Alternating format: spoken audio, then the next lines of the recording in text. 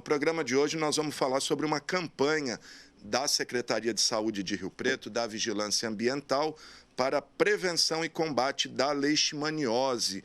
Nós vamos falar também de duas leis importantes que foram aprovadas aqui pela Câmara, questionadas pela Justiça, pela Prefeitura na Justiça, mas que acabou sendo mantida em vigor pelos desembargadores. E vamos falar também das últimas atrações do FIT, o Festival Internacional de Teatro.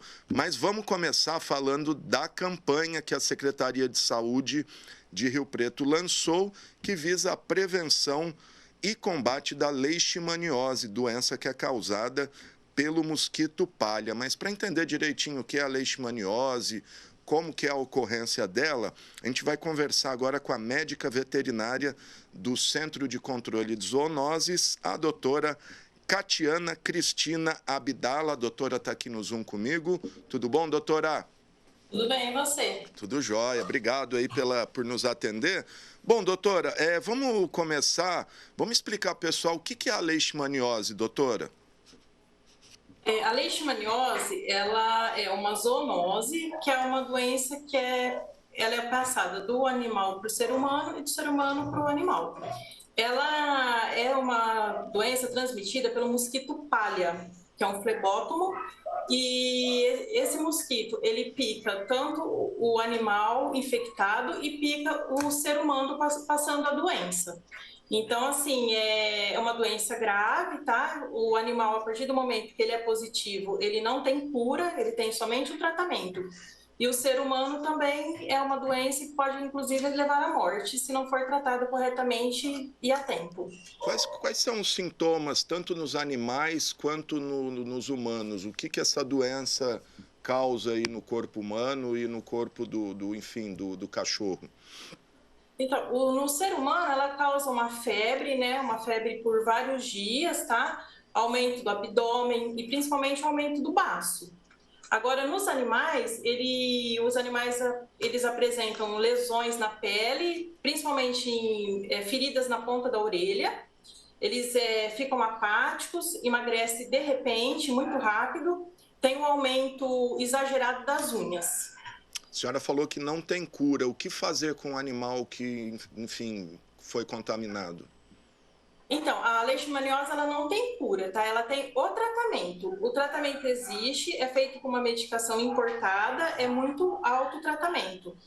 Então, as pessoas, assim, optam por deixar o animal, faz aquele tratamento paliativo, né? Quem não tem condições, ou faz o tratamento com essa medicação que ela é importada. Mas a partir do momento que ele é positivo, ele tem que usar a coleira repelente e o acompanhamento veterinário para o resto da vida dele.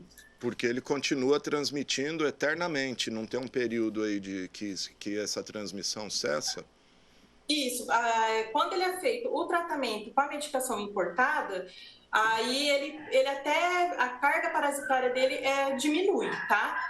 Aí, assim, ele transmite, mas já não é aquele risco tão grande, tá, para ele estar transmitindo, mas aí ele tem que estar usando a coleira repelente. Entendi. E há casos em que é necessário, enfim, o sacrifício do animal?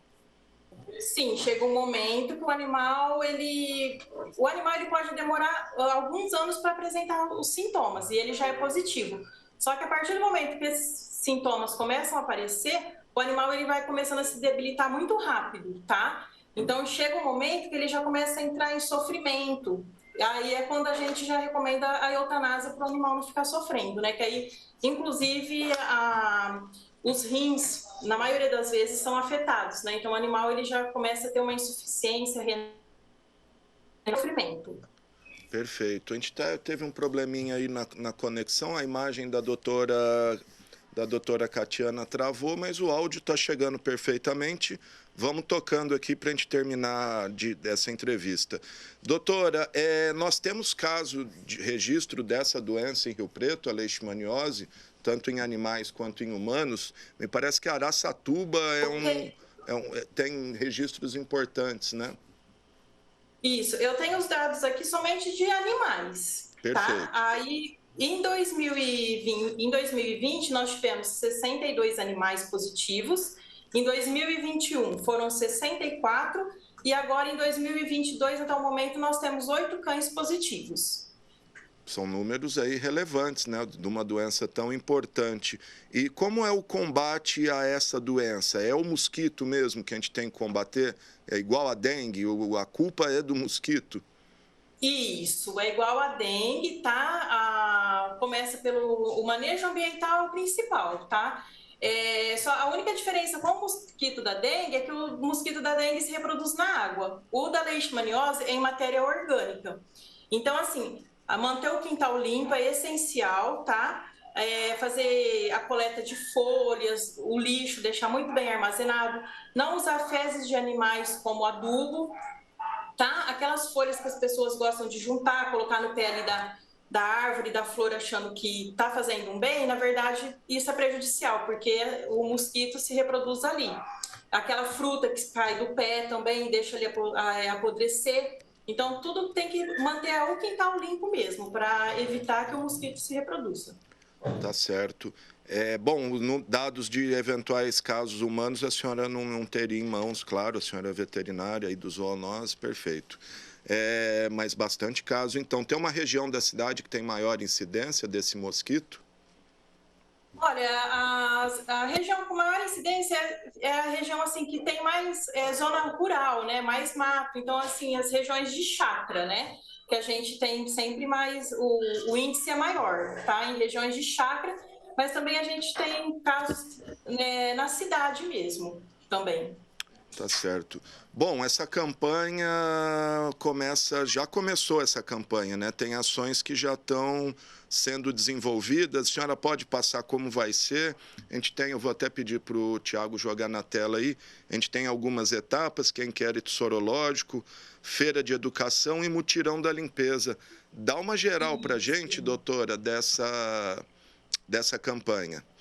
Isso, então, a campanha, né, a gente tem várias ações, apesar, nossas ações são regulares o ano inteiro, né, mas a gente vai focar com maior intensidade esses dias, né, e na semana que vem, dia 1º, a gente começa o inquérito sorológico no bairro Santo Antônio, tá? A gente vai casa a casa coletar o sangue dos animais para investigar ali a doença. E também depois, em agosto, setembro, será feito as feiras de educação para orientação da população sobre a leishmaniose. Perfeito. Tem alguma vacina que o cachorro pode tomar ou não? Sim, existe a vacina para leishmaniose, né? A dose inicial são 3 doses no começo e depois ela passa a ser anual.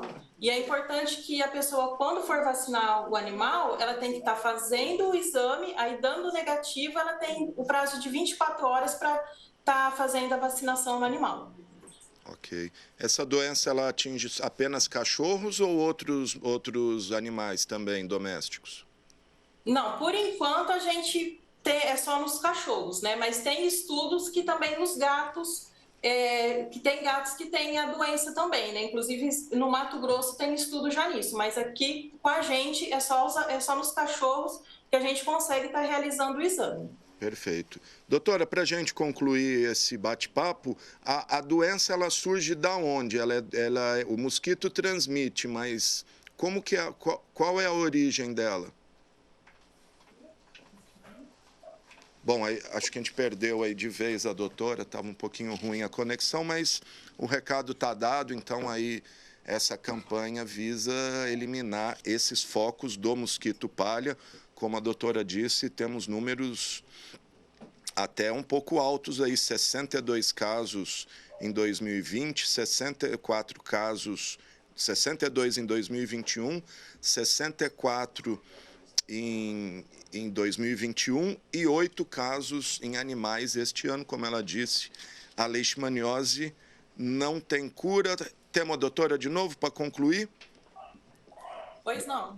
Doutora, eu tinha perguntado para a senhora, não sei se a senhora chegou a ouvir, se a doença ela surge no animal e o mosquito transmite, ou se a doença vem do próprio mosquito, não sei, bactéria, vírus, não sei exatamente aí o agente causador. Não, o animal ele tem que ser positivo, tá? Aí a fêmea do mosquito, ela pica o animal positivo e passa para os outros cães ou para o ser humano, tá?